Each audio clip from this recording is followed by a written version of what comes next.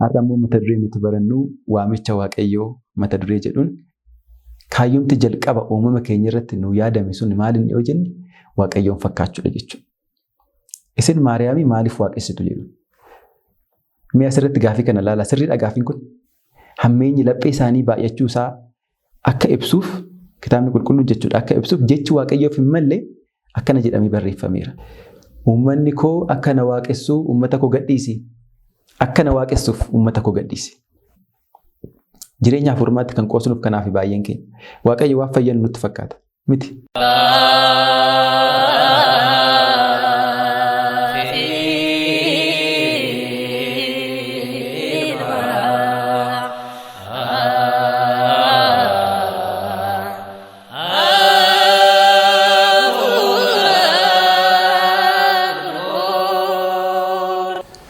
Maqaa Abbaa, kan Ilmaa, kan Hafuura Qulqulluu, Waaqayyo tokkoon. Amiin. Jaalatamtoota maatii Waaqayyoo iddoo garaagaraa teessanii sagalee kana kan dhageessan, viidiyoo kana kan ilaaltan, jaalallii fi nageenyi Waaqayyoo bakka jirtanitti isiniif haa baay'atu. Araarsummaan haadha keenya, giiftii keenya qulqulleettii dubaroo Maariyaam, eegumsi ergamoota Waaqayyoo, kadhannaan tolootaa, kadhannaan qulqullootaa, kadhannaan wareegamtootaa bakka jirtanitti isiniif haa baay'atu. Egaa akka eeyyama Waaqayyootti yeroowwan darban keessatti barumsa keenya hafuurummaa ortodoksawaa eegallee kutaawwan muraasaa waliin barannee turre. Har'a immoo akka eeyyama Waaqayyootti akka inni jaalatitti kutaa itti aanu barumsa keenya waliin baranna. Waaqayyo gooftaan keenya nu gidduutti argamee akka nu barsiifatu, akka nu gorfatu fedhaa fi jaalala isaa nuuf haa ta'u. Araarsummaan haadha keenya, giiftii keenya qulqulleettii dubaroo Maariyaam nu wajjin haa ta'u. Yeroowwan darbanitti egaa hafuurummaa ortodoksawaan maal akka ta'ee fi hafuurummaa ortodoksawaadhaaf bu'uurri maalii? Hafuurummaa ortodoksawaa maal irratti ijaarama? Namni tokko hafuurummaa ortodoksawaa akkaataa kamiin jalqabaa? Manni kiristaanaawoo maal jetti waan jedhu iccitiiwwan utubaa amantaa 5 kaasnee waliin barachaa turreerra. Har'a immoo mata duree nuti barannu waamicha Waaqayyoo mata duree jedhuun Waaqayyo gooftaan keenya jireenya hafuurummaa nuti isa wajjin hin jiraannu keessatti, jireenya nuti guyyaa guyyaatti isa wajjin deddeebinu keessatti, jireenya hafuurummaa ortodoksawaa keenya keessatti eeyyama akkamii nuuf kenne? Uumama keenya irraa jalqabee hanga guyyaa kanaatti, guyyaa addunyaa uumee jalqabee, guyyaa dhala namaa isa jalqabaa Addaamiin uumee jalqabee hanga ammaatti seenaa inni dhala namaa wajjin hin qabu maali? Waaqayyo gooftaan jireenya kana akka nuti jiraannu eeyyamuu isaa akka eeyyama isaatti ni baranna jechuudha. Egaa wanta kana kaasuun kan barbaachiseef hundi keenya iyyuu beekna Waaqayyo akka nu wajjin hin jiru, Waaqayyo akka nu wajjin hin jiraatu, guyyaa guyyaatti akka nu gaggeessu, addunyaa kanallee akka sooru ni beekna hundi keenya. Garuu wantoota muraasa wal yaadachiisuun barbaachisaa waan ta'eef mata duree waamicha Waaqayyoo jedhu kanaan barumsa keenya waliin barannaa. Ammas Waaqayyo nu gidduutti argame akka nu barsiifatu fedhaa fi jaalala isaa nuuf haa ta'u. Egaa seenaan Waaqayyoon fakkaachuu, seenaan Waaqayyo wajjin jiraachuu kan jalqabu uumama keenyarraa.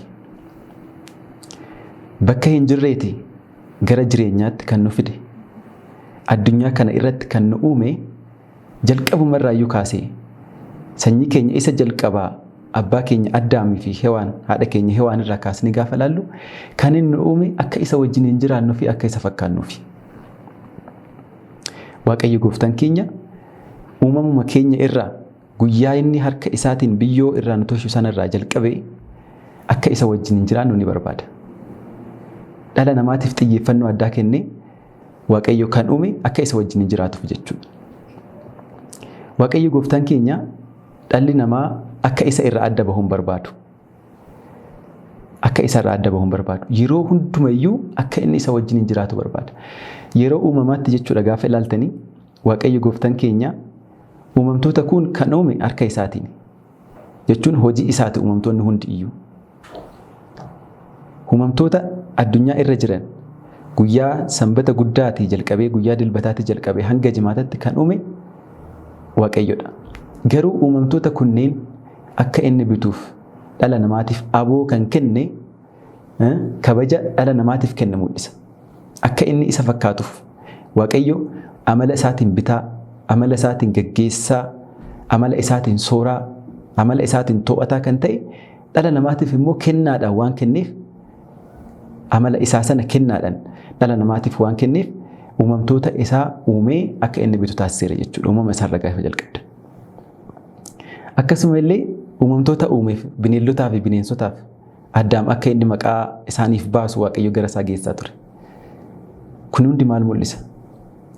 Akka inni nuti isa wajjin hin jiraan, hariiroon nuti isa wajjin hin qabnu, hariiroon dhalli namaa isa wajjin hin qabu jabaata akka ta'u Waaqayyo ni barbaada jechuudha.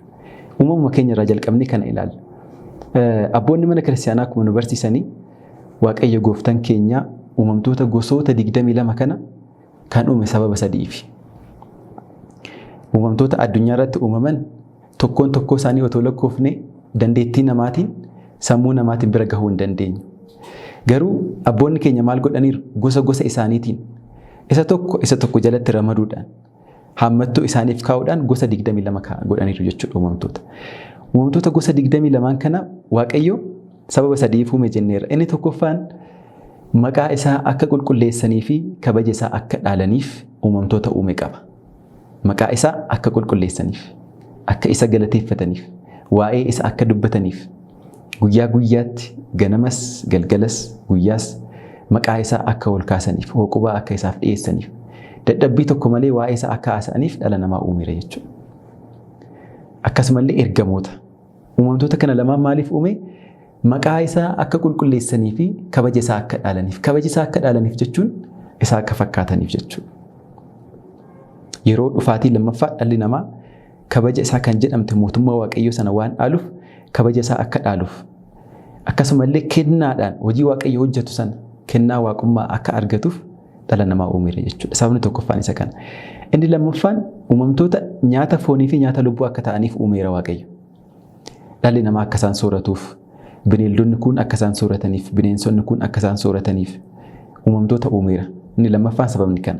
Inni sadaffaan yaadannoodhaaf, dinqisiifannaadhaaf, barumsaaf illee akka ta'aniif Waaqayyo namni karaa uumamtoota sanaa goree akka isa argatuuf uumamtoota uume qaba jechuudha. Kanarraa kan hubattan egaa kaayyoowwan uumamaa sadiin kanarraa kan hubattan tokkoffaa irratti kan kaasne sun Waaqayyo akka isa fakkaannuuf nu uumuu isaa hubattu jechuudha. Kanumaaf nu uume akka isa fakkaannuuf, maqaa isaa akka galateeffannuuf, isa wajjin akka jiraannuuf nu uume jechuudha dhala namaa. Maqaa isaa galateeffachuu jechuun maal jechuudha? Isa wajjin akkuma jiraachaa deemnu. Anguma isa fakkaannu maqaa isaa galateeffachaa deemna. Jireenya afurummaa keenya cimsachaa deemna. Kanaaf kaayyumti dura nu yaadamte iyyuu kaayyumti jalqaba uumama keenya irratti nu yaadame sun maaliin yoo jenne Waaqayyoon fakkaachuudha jechuudha. Jireenya afurummaadha jechuudha. Kanaaf seenaa jalqabaa hariiroo dhala namaa fi Waaqayyo kan agartan uumama irratti waan ta'eef jechuudha.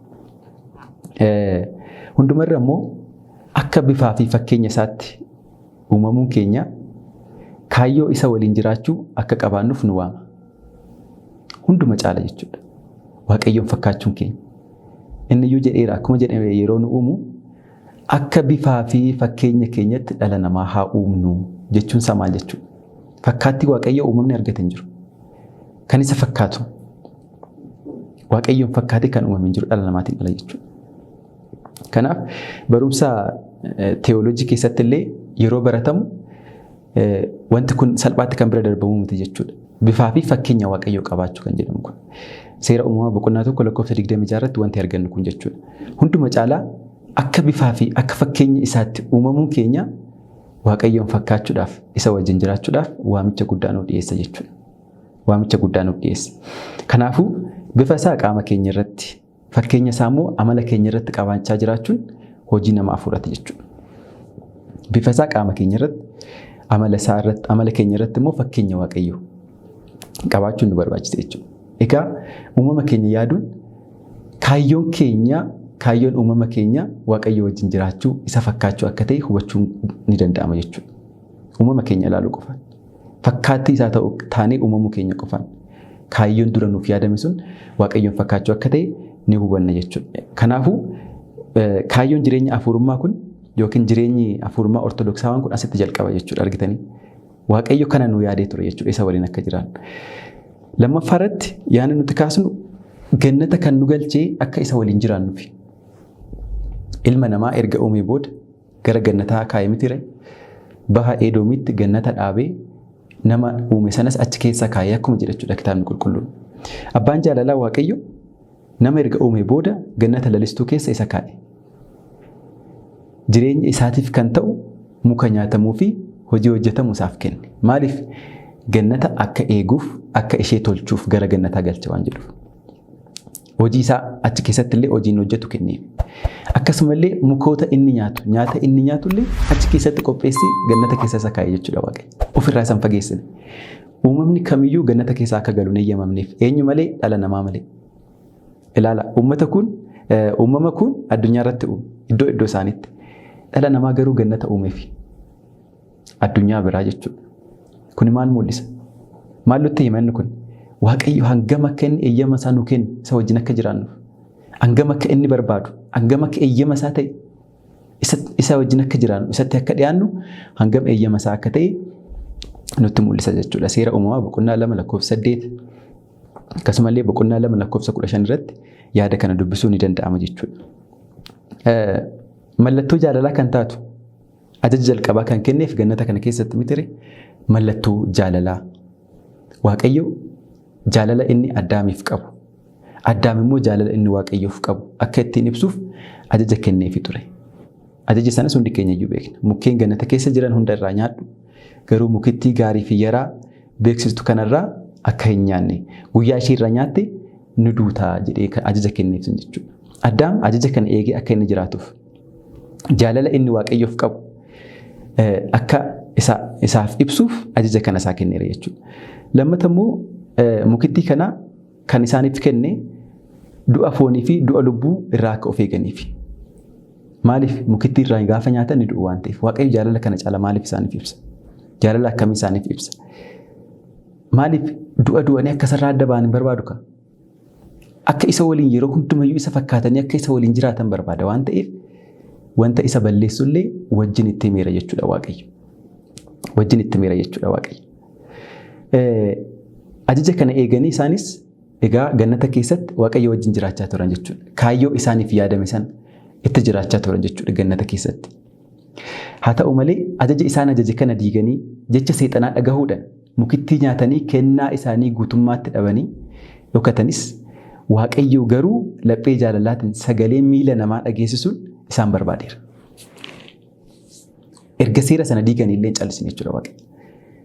Gaafa isaan ajaja seexanaa sanaan mukittii sana gaafa nyaatan Waaqayyo ajajaan isaan ajaje balleessaniiru, diiganiiru, kana booda maal galchee dhiise. Ammas immoo jaalala inni namaaf qabu ibsuudhaaf kottee namaa yookiin sagalee miila namaa dhageessisaa Addaam akka hin rifanneef akka isaan kana caalaan dhokanneef sagalee kottee namaa yookiin miila namaa dhageessisaa gannata keessa isa barbaadeera jechuudha. Eessa jirta jechuudha. Eessa jirta jechuudha. Waaqayyo har'allee akkasitti nu barbaada. Gaafa nuti ajaja isaa diignee gaafa nuti dhokannu gaafa nuti bannu eessa jirtu nuun jedha. Nun rifachiisu, nun naasisu. Maal godha? Kottee namaa dhageessisaa dhufe gara Addaamitti. Mee otoo Waaqayyo guutummaa isaatiin otoo Addaamitti dhiyaateera ta'e yookiin ergamaa rifachiisa tokko otoo isatti ergeera ta'e Addaam gaabbii galuuf hangam eeyyamamaa ta'a. Hin sodaatu. Waaqayyo garuu kottee namaa akka isa fakkaatutti jechuudha. Waan dhalli namaa beeku san miila namaa dhageessisaa gara isaa akka dhufe ni agarra jechuudha. Kun hundi jaalala Waaqayyoo ibsa. Egaa dogoggora Addaamii fi Hewaan kanarratti waan tokko kaasuun barbaachisaadha. Maaliif nu fayyaduu danda'a waan ta'eef.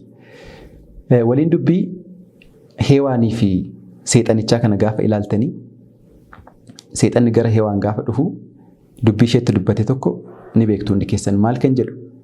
Waaqayyoo mukkeen gannata keessa jiran hunda irraa akka hin nyaanne maaliif sin dhorkee jedheen. Mukkeen gannata keessa jiran hunda irraa kan jettu kana ilaala. Hewaan maal jettee deebiste? Mukkeen gannata keessa jiran hunda irraa akka hin nyaanne nun dhorkine garuu mukittii ishee nama ajjeestu ishee gaarii fi yaraa beeksistu kanarraa garuu hin nyaatinaa nun jedheette gaaffisaa sirreessite jechuudha. Maaliin kaasuu barbaade? Jireenya hafuurummaa keenya keessatti qormaanni hedduun akka nu mudatu beektu. Keessattuu immoo namoota amantaa biraa hordofan, namoota dogoggoran irraa, obboloota keenya warra shakkanii mana kiristaanaa keessa ba'anis haa ta'u iddoo biraatti warra guddatan jechuudha. obboloota ortodoksota bira dhufanii maal jedhuun isin Maariyaamii maaliif waaqessitu jedhu. Isin Maariyaamii maaliif waaqessitu jedhu. Mi'a asirratti gaafii kana ilaala. Sirriidha gaafiin kun. Dubbiin seexanni Hewaanitti dubbate sana ilaala. Wanta Waaqayyo isaan hin dhorkine sana akka isaan dhorkeetti kaasee dubbate. Waa Waaqayyo hin jenne san jechiise jechuudha. Amma nuunis maal nuun jedhu.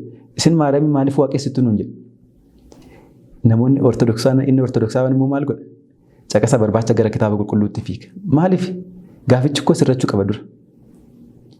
Nuti lakkii akkas akkasii jedhee hubachiisuu qaba jechuudha. Fiigee caqasatti kaachuun hin barbaachisu jechuudha dhala namaarra. Qorumsa hedduu nu mudatullee karaa kanaan darbuun ni danda'ama. Dursinee waan nutti dhufu sana xiinxaluudha.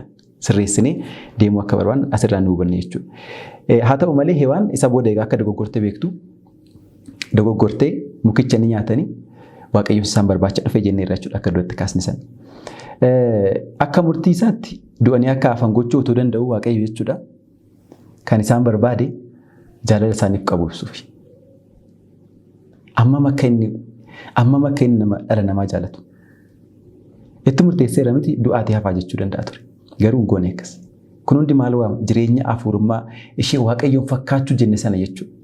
Akkam akka Waaqayyo karaa isaa waa tokkoyyuu akka nan bifanne Waaqayyo. Akka nuti isa wajjin jiraannuuf dhalli namaa akka isa wajjin jiraatuuf balbala isa hundayyuu akka bane nutti mul'isa jechuudha. Inni badii namaan barbaadu waan ta'eef. Badii namaan barbaadu. Namni akka isarraa gargar bahu hin barbaadu. Hewaanii fi Addaam mukittii sana nyaatanii otoo bahuu baatanii muka jireenyaa ishee bara baraan jiraachisu sana nyaatanii bara baraan jiraatu ture Waaqayyo faana. Kan ammoo maalirraa hubanne seera uumamaa boqonnaa 3:22 irratti Waaqayyo gooftaan keenya dubbiin dubbate tokko ni ilaaltu jechuudha. Addaamii fi Hewaaniin gannata keessaa baasuudhaaf yeroo murteessutti maal jedhe? Addaam nu keessaa akka isa tokko ta'ee ammas harka isaa diriirsee muktii jireenyaa irraa akka hin nyaanne bara baraanis akka hin jiraanne gannata keessaa haa baasnu jedhee dubbii dubbate jechuudha. Laala muktii jireenyaa sana otoo nyaatee ta'ee Addaam bara baraan jiraata ture Waaqayyo faana. Garuu dursee kufeera. Kuni qormaata hedduu keenya nu mudatudha. Waaqayyo wanta boru nuuf qopheesse dhiisne nuti garuu of sakaalla. Nuti garuu gabaabumatti kufna. Nuti garuu gadi of qabuu dhiisnee ololof of kaasuudhaan wanta Waaqayyo nuun kenni barbaaduudhaan kennaa inni booda nuuf qopheesse sana of harkaa dhabsifne jechuudha. Addaam muka balasii bira darbuu dadhabeetu muka jireenyaa dhabe. Waaqayyo garuu ammas hin dhiisne jechuudha. Dhufee akka isa fayyise yeroo darbes waliin baranneerra jechuudha. Sadaffaa irratti immoo kan kaasnu bishaan badiinsaa bara Nohe mudate sana kaasna. Egaa akka nu jalaan bandeef wanti nu ilaalaa jirru seenaa Waaqayyo dhala namaa wajjin qabaachaa ture. Dhalli namaa akka isa wajjin jiraatuuf waan inni gochaa ture yaadota muraasa jechuudha kan kaasaa jirru. Inni tokko bara Nohe sana kan laallu jechuudha. Egaa ilmaan namootaa dhalanii wal dhalchanii baay'atanii lafarra gaafa guutanitti hojii Waaqayyoon jaalanne cubbuu keessa seenan. Akkuma kitaaba qulqulluurraa dubbisnu jechuudha boqonnaa 6 seera uumamaa boqonnaa 6 irraa akka dubbisnu. Hojii isaaniirraa kan ka'e lafti xurooftee turte. Cubbuu isaaniirraa badii isaaniirraa kan ka'e lafti illee xurooftee turte jechuudha kitaabni qulqulluun akkuma jedhu. Hojii isaanii kan arge Waaqayyo ni gadde jechuudha.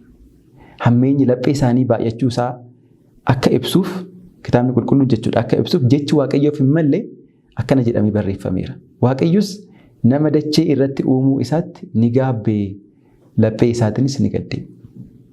Seera uumamaa boqonnaa 6 lakkoofsa 6. Egaa amma Waaqayyo uumama uumetti yookiin hojii hojjetetti kan gaddu ta'ee miti. Balleessaan dhalli namaa sun hojjete hangam guddaa akka ta'e ibsuuf jechuudha. Egaa bara bishaan badiinsaa kana akka isa wajjin jiraataniif akka isa fakkaatanii jiraataniif namoonni isaan uume hojii inni jedhe sanarraa maqanii balleessaa balleessan jechuudha. Balleessaa balleessan. Maal godhe Waaqayyo kanarraa kan ka'e umurii gaabbii isaaniif kennee deebi'uu waan didaniif bishaan badiinsaatiin isaan balleessara jechuudha. Badiin kunis harkuma namootaatiin kan dhufe. Hojii isaaniirraa kan ka'e, xuraa'ummaa isaan keessatti hirmaatanirraa kan ka'e, cubbuu isaaniirraa kan ka'e bishaan badiinsaa sun nama balleessuu danda'eera jechuudha. Maaliif Waaqayyo dhala namaa maaliif uume jenneerra? Maaliif uume jenneerra? Maqaa isaa akka qulqulleeffataniif, akka qulqulleessaniif mootummaa isaa yookiin immoo kabaja isaa akka dhaalaniif jenneerra. Gaafa kanarraa maqnu Waaqayyo nu barbaadu. nutti muufata jechuudha. Nutti gadda Waaqayyo. Bara Nohi sanallee kan mudate kana jechuudha. Mee ilaala Waaqayyo xiyyeeffannoo inni dhala namaatiif kennu ilaala. Xiyyeeffannoo inni dhala namaatiif kennu. Hojii isaatiif illee xiyyeeffannoo inni kennu asirratti ni argitu jechuudha. Jireenya afurummaa kanaaf hangama akka inni nuuf banaa ta'e. Egaa bara badiinsaa kana keessatti adeemsa isaa Waaqayyo waliin kan taasifate Noh ofii isaa fi maatii isaa addunyaarraa baduu hambiseera jechuudha. Noh adeemsa isaa Waaqayyo faana waan taasifateef namoota isa marsanii jiran warra cubbuu keessatti hirmaatanirraa adda waan ta'eef daandii Waaqayyo jedheer waan deemeef ofii isaatii fi maatii isaa torban hambifateera jechuudha. Noh kuni barama badiinsaa sana. Waaqayyo xiyyeeffannoo dhala namaatiif kennu ilaala. Nama tokkicha uumamtoota sana gidduutti yookiin uummata sana gidduutti arge. Nohin jechuudha. Maaliif warra isa wajjin hin jiraatan, warra daandii isaarra deeman, warra isa fakkaachuuf ifaajan ofitti qaba. Warra kaan immoo bishaaniin akka balleesse ni beektu jechuudha. Kanaaf Waaqayyo bara badiinsaa sanallee xiyyeeffannoo inni hojii dhala namaatiif kennu irraa kan ka'e dhalli namaa cubbuu hojjete akka badu taasiseera jechuudha. Maaliif kun nama hin dhiisne jechuudha Waaqayyo. Hanga sanattillee dhala namaa hordofaa akka ture ni hubanna jechuudha. Inni kan biraa immoo seenaa Israa'elootaatti dhufna. Israa'eloota Gibxii irraa kan baase akka isa wajjin jiraataniif. Uummata Israa'el bittaa fi gabrummaa Gibxii jalaa kan baase maaliif akka isa wajjin jiraataniif? Maaliif akka isa waaqeffataniif? Maaliif mootummaa isaa akka tajaajilaniif, maqaa isaa akka waamaniif, akka isaaf sagadaniif, isa akka waaqeffataniif? Egaa sababa Yaaqoob beelaaf jecha gara Gibxii bu'een sanyiin uummata Israa'el biyyattii keessatti baay'achaa yeroo dhufu mootiin biyyattii Yoosef booda ka'ee uummaticha hojii humnaa hojjisuu eegalee ture. Kitaabni qulqulluun akkuma jedhu jechuudha. Gibxii keessatti mootiin Yoosef dagate ni ka'ee kan jedhu jechuudha. Gidiraa fi cunqursa keessa turan uummanni Israa'el jechuudha. Kana keessa akka isaan baasuuf uummanni Israa'el bu'aa turan jechuudha. Waaqayyos iyya isaanii kana dhagahee qulqulluu Musee isaaniif erge. Musee gaafa ergu maal jedhee erge? Dubbii kana kan barbaannu jechuudha barumsa kanaaf. Uummanni koo akka na waaqessuu uummata koo gadhiisi. Akka na waaqessuuf uummata koo gadhiisi. Akka na wajjin jiraatuuf uummata koo gadi dhiisi. Jedhiiti mootii Gibxiitti himi kan jedhe jechuudha. Uummanni koo akka na waaqeffatuuf gadhiisi jedhee akka itti himuuf ture jechuudha. Musee gara mootii Gibxiitti yookiin Fara'oonitti kan erge jechuudha. Kunis uummaticha garbummaa keessaa baasuudhaan waaqa isaanii waaqeffachaa akka jiraatan eeyyama Waaqayyoo ta'uusaa mul'isa jechuudha. Eeyyama Waaqayyoo ta'uusaa mul'isa jechuudha. Ilaala ammas nama biraan dafne Waaqayyo. Nama ni uume, gannata galche, warra balleessan addunyaarraa balleesse, warra isa wajjin jiraatan itti fufsiise. Uummanni sun immoo baay'atee dhufee gara sababa beelatiif gara Gibxii gaafa bu'u. Achitti immoo gaafa bitamu akka isa waaqessaniif achi baafate jechuudha Waaqayyo. Ammas nama wajjin hin jira Waaqayyo yeroo kanas jechuudha. Egaa Israa'eloota immoo erga Gibxiidhaa baasee booda Waaqayyo maal isaaniif kenna? Seera barreeffamaa isaaniif kenna. Seera barreeffamaa kun maaliif barbaachisa? Ammas akka isa wajjin hin jiraataniif. Isa fakkaachuu akka danda'aniif. Hariiroon isaan isa wajjin qaban akka adda hin cinneef seera barreeffamaa isaanii kenneera Waaqayyo. Nama jalqabaa kan ture Addaamirraa eegalee hanga Museetti dhalli namaa seera lapheetiin malee seera barreeffamaatiin bitamaa kan turre beekamaadha. Hanga Museetitti seerri barreeffamaan turre. Namni laphuma isaatiin wanta Waaqayyo isaaf ibseen jiraataa ture jechuudha akkuma beektan. Abeel aarsaa qulqulluu Waaqayyoof kan dhiyeesse laphuma isaarraa ka'eeti. Abrahaam illee Waaqayyo wajjin jiraachaa kan ture. Yisaaq illee Waaqayyo wajjin jiraachaa kan ture. Yaaqoob illee Waaqayyo wajjin jiraachaa kan ture. Noh mataansaa Waaqayyo wajjin jiraachaa kan ture seeruma laphee isaatiin jechuudha. Sammuu isaa dhagahuudhaan Waaqayyo wanta isa keessa uumamaan isa keessa kaa'e dhagahuudhaan qalbii isaa dhagahuudhaan jechuudha Waaqayyo wajjin jiraachaa ture. Hanga Museetti garuu seerri hin turre jechuudha. Kanaaf seera barreeffamaa isaaniif kenne. Maaliif seera barreeffamaa isaaniif kenne? Adeemsi uummata Israa'el Waaqayyo irraa adda bahaa waan dhufeef. Uummanni Israa'el waan ittiin gaggeeffamu isaan barbaachisa ture.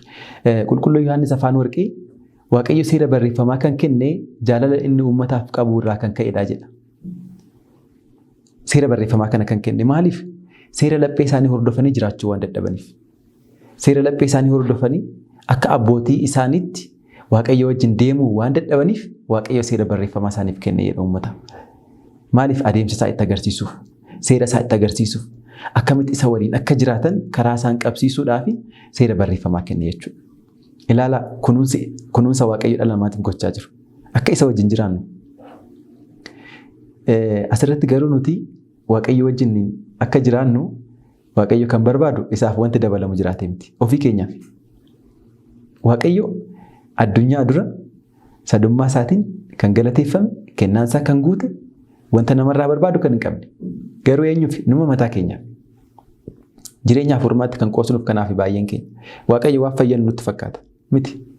Namoonni mana kiristaanaa dhiisanii gaafa gadhiisanii bahan hin gammadu. Waan hojjetan itti fakkaate. Miti.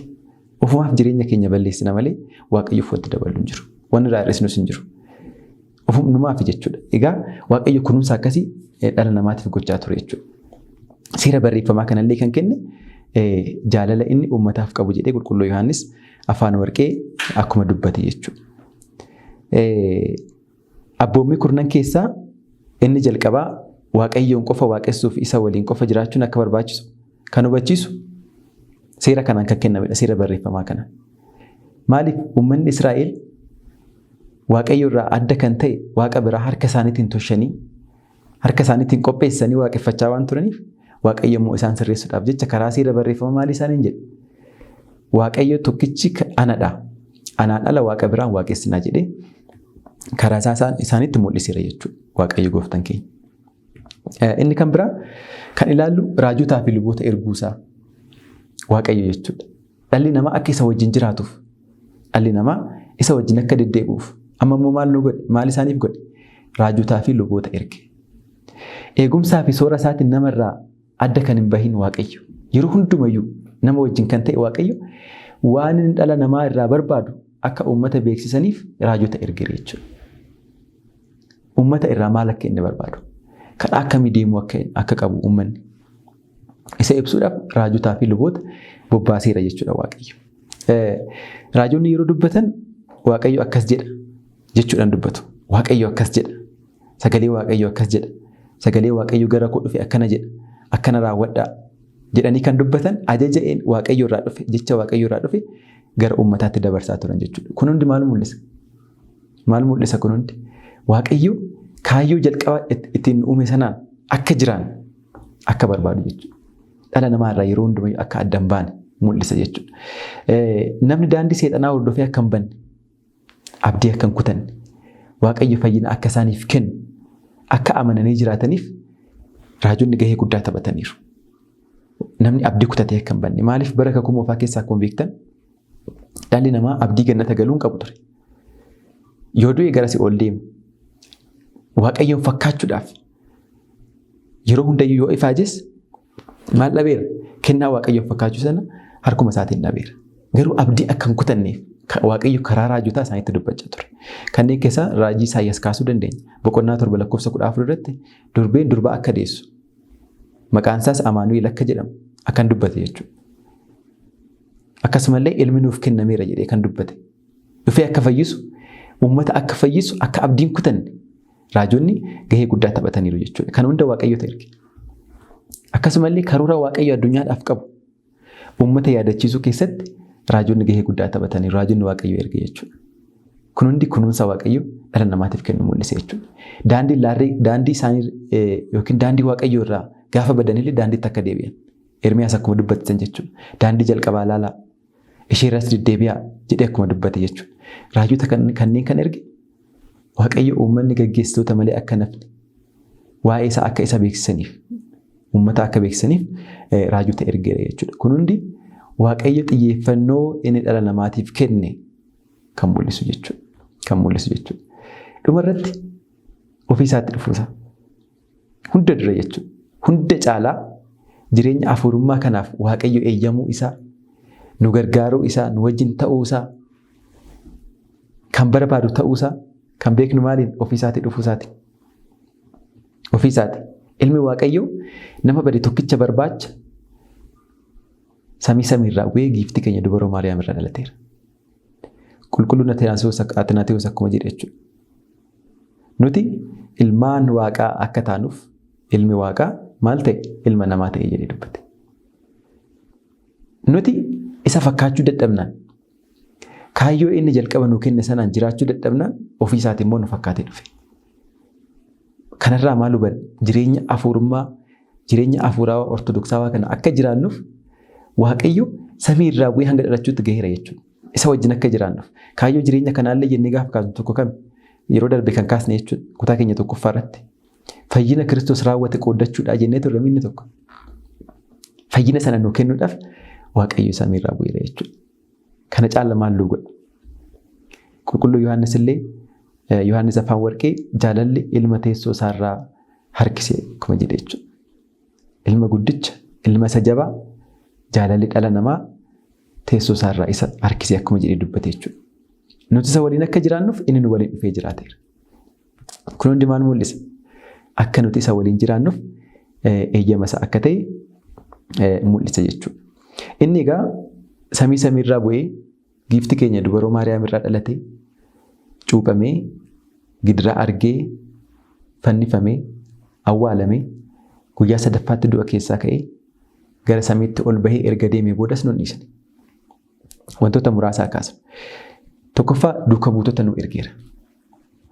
Duuka buutota isaa gara addunyaatti ergeera.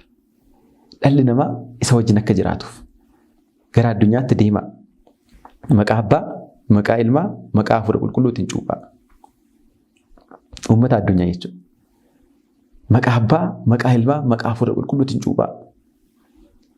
Duuka buutota koos taasisaa. Waan ani isin barsiise isaanitti himaa jedhee duuka buutota ergeera. Ilaalaa ammas harka isaa akkamitti akka bal'isaa jiru. Isa wajjin akka jiraannu. Ilmi namaa akka gara isaatti deebi'uuf, mootummaa isaa akka dhaaluuf, kaayyoo jalqabaa sanatti akka deebi'uuf waan inni gochaa jiru ilaalaa ammas. Duuka buutota erge dhiisee hin deemne jechuudha. Duuka buutonni hoo maal godhan? Kitaabolii barreessan. Kitaabolii nu barreessi jechuudha isa wajjin akka jiraannu. Karaa isaa akka beeknuuf, fayyina akkamitti akka argannu, akka hubannuuf. Fayyina keenya keessatti gidiraa inni arge, arjummaa inni nuuf oole akka beeknuuf maal nu godhe? Kitaabolii nu barreessi. Wangeelota afran nu barreessise. Hojii duuka buutaa jira. Ergaawwan qulqulluu Phaawulos, ergaawwan duuka buuta kaanii, mul'anni Yohaannis. Akkasumallee kitaaboleen abbootii kun jiru jechuudha. Kun hundi maali? Daandii isaa akka beeknuuf, isa wajjin akka jireenya kana jiraannuuf, daandii nuuf qopheessaa jira. Haala nuuf mijeessaa jira Waaqayyo jechuudha. Akkasumallee mana kiristaanaa nu ijaaruusaa. Mana kiristaanaa karaa Hafuura Qulqulluutiin mana kiristaanaa nu dhalachiisee nu ijaaruusaa. Mataashee kan ta'e inni mataansaa mana kiristaanaa nuuf ijaare. Maaliif? Manni kiristaanaa otoo jiraachuu baatte namni mootummaa Waaqayyoo karaa kamiin argata? Abdii du'aa ka'umsa akkamitti argata namni? Misiraachoo wangeelaa akkamitti dhagaha? Mana Waaqayyoo, mana kiristaanaa nu ijaare jechuudha Waaqayyo. Isa wajjin akka jiraannuuf, gara ishee akka deddeebinuuf, iccitiiwwan ishee biratti akka raawwannuuf, sagalee Waaqayyoo akka itti dhageenyuuf, luboota akka itti argannuuf mana kiristaanaa nu ijaare jechuudha. Kun hundi maal mul'isa? Isa wajjin akka jiraannuuf. Isa wajjin akka jiraannuuf. Akkasumallee luboota muuduusa. Luboota muuduusa. Dhuguma luboonni ija Waaqayyooti jedhu abbootii. Ija Waaqayyooti. Luboonni mootummaa Waaqayyoo nuuf kennisiisu. Harka isaaniitti cuuphamu. Harka isaaniitti foonii fi dhiiga Waaqayyoo fudhan. Kana hundi eenyutu nuuf godhe? Waaqayyo mataa isaati. Maaliif? Akka isa wajjin jiraannuuf. Iccitii cuuphaatiin isarraa dhalan kan harka eenyutti raawwanna? Harka lubaatti. Isa fakkaachuuf adeemsa keenya goonu keessatti iccitiin cuuphaa iddoo guddaa akka qabu yeroo darbe ilaalleerra. Fayyina keenya keessatti dirqama akka ta'e. Akkasuma iccitiin qurbaanaa fooniif dhiiga Waaqayyoo fudhachuun lubootaan raawwatama. Kana hunda kan nu qopheesse isa. Hunduma caalaa immoo dhumarratti yaadni nuti kaasnu yeroo kanaafi amma nu waliin jiraachuu isaati. Tokkoon keenya otoo yaadnee nu wajjin jiraachuu Waaqayyoo, nu gargaaruu Waaqayyoo salphumatti beekuu dandeenya. Namni laphee hubataa qabu ganama ka'ee hanga galgala gara hirriba isaatti deemutti Waaqayyo isa wajjin akka ta'e ni beeka. Yeroo hundumayyuu akka isa barbaadu ni beeka. Harka isaa akka isaaf bal'isu ni beeka. Keessattuu namni jireenya hafuurummaa kana sirriitti jiraachuu barbaadu immoo qalbii isaa keessaa banachuu qaba. Maaliif? Waaqayyo isa wajjin jiraachuu hubachuu akka danda'uuf. yeroo hundumayyuu namni waaqayyo malee hin jiraatu. Namni waaqayyo irraa adda ba'ee jechuun qurxummiin bishaan keessaa akka bahuti. Qurxummiin bishaan keessaa baate jireenya hin qabdu akkuma jedhamu jechuudha. Nuti waaqayyo malee jireenya hin qabnu. Inni garuu guyyaa guyyaatti nu waliin. Yeroo rakkinaan nu gargaara. Yeroo hundayyuu jechuudha waaqayyo nurraa adda hin baane. Nu waliin jira jechuudha har'a malee. Namni ija isaa banate, namni qalbii isaa banate waaqayyo isa wajjin akka jiru baruu ni danda'a. Eenyu wajjiniyyuu akka isa barbaadu yeroo bannetti karaa sammuu keenyaa dhufee, karaa barsiisotaa dhufee, karaa kitaabaa dhufee, karaa uumamtootaa dhufee, karaa rakkinaallee dhufee nufitti nu waama. Maaliif isa akka fakkaannee jiraannu jireenya afurummaa kana akka jiraannu jechuudha. Kanaaf egaa barumsa kana keessatti har'a maal laalla? Waaqayyo xiyyeeffannoo inni dhala namaatiif kennee fi jireenya afurummaa kana akka jiraannuuf daandii inni nu qopheessaa ture. Eeyyama isaa ta'uu jireenya kana jiraachuun, isa wajjin hin jiraachuun, isa wajjin deddeebi'uun, eeyyama isaa ta'uu, kaayyoo jalqabaa ta'uu akka beeknuuf jechuudha jireenya kana barumsa kana keessatti kan ilaalle. Kanaaf hundi keenyayyuu uumama keenya irraa jalqabnee hanga amma jirru kanatti haalatti uumama irraa jalqabnee hanga amma jirru kanatti waaqayyo akkamittiin iccitii isa fakkaachuu nu keessaa akka kaa'e uumama keenya irraa jalqabee jechuudha hubachuu ni dandeenya. Egaa barumsi kuni keessattuu fakkeenyaaf waa'een bifaa fi fakkeenyaa kuni abbootiin sirriitti babal'isanii barsiisu. Image and likeness kan jedhamu kun jechuudha. Bifaa fi fakkeenyi waaqayyoo kun waan guddaadha. Teoloojii guddaan kan irratti raawwatamu jechuudha. Nuti garuu ammaaf yaada nu fayyadu keessaa fudhanneerra waaqayyo gooftaan keenya waan kana akka barannu kan nu taasise maqaan isaa kan galatoomee fi kan kabajame nuuf haa ta'u itti jiraannee firii 30, firii 60, firii 100 akka buusnu fedhaa fi jaalala isaa nuuf haa ta'u yeroo itti aanu hanga walitti deebinutti nageenyi waaqayyo bakka jirtanitti isiniif haa baay'atu.